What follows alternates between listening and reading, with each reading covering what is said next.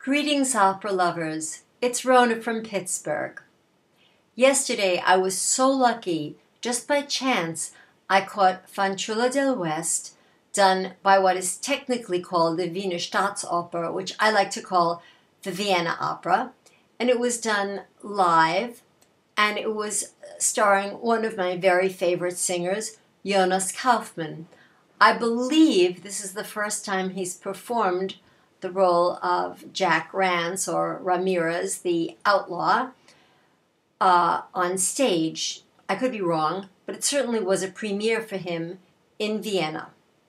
Accompanying him, playing the girl of the Golden West, was Nina Stemme, a singer with whom I've had a mixed response to. I've only heard her on recordings or through YouTube, so I've never experienced her live, but I think, from what I can gather, that her voice must be brighter or carries more in the live stage from the comments I've heard from people. I enjoy her very much on YouTube, but I just don't love her voice. Of course, the kind of repertoire that she sings is not always the most lovable repertoire, and certainly Minnie must be one of the most challenging of all of the female roles in that Fach. The kind of big, dramatic voice that you need to belt out all that high stuff and sing all those words on those high notes. So I listened to the entire opera, enjoyed it so much. And while the opera was going along, I was imagining the sets. Now, I've seen this opera twice. I really don't know it at all. But the first time I saw it was, I believe, in 1970 or thereabouts, with Renata Tebaldi at the very end of her career. It sort of seemed like she was screaming a lot, but she was a lot of fun. And then over the years, I've heard many excerpts from the opera. A few years ago, Deborah Voigt did it with the Met, and I didn't care for her singing in it, and I didn't care for a lot of the others singing either. And the beginning of the opera just doesn't really grab me. But in this webcast that I heard, the playing was so wonderful that it just really got to me right away. And I thought the singing was phenomenal. Of course, we know who the two main principals are, and in the other principal role, that of the sheriff, is someone whose name I did not know. It is Tomasz Konieczny, or something like that. He's Polish. Now, I posted on Facebook that I thought he was very good. I was a little bit vilified by some of my friends. They did not like him. They pointed out some things which, upon second listening to, they were correct. His Italian is not good. It doesn't have an Italianate sound. And they also had some other disparaging remarks. But I stand by my opinion that I think he's a good singer.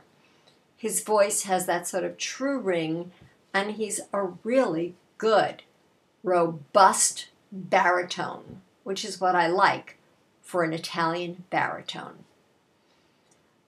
The thing that surprised me the most is that I was able to see it today, to see the opera. I have watched all of Act 1, and I saw that I think it's Act 2 and 3 are put together in one other clip.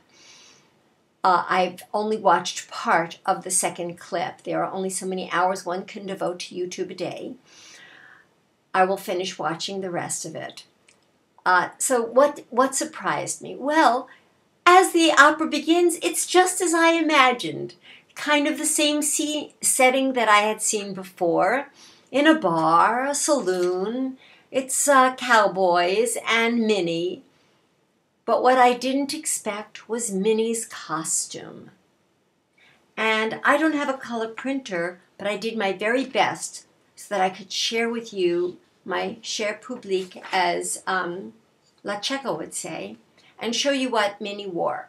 So this is the shirt that she wore, which was over overalls that look like this. Yes, a really beautiful costume for a cowgirl.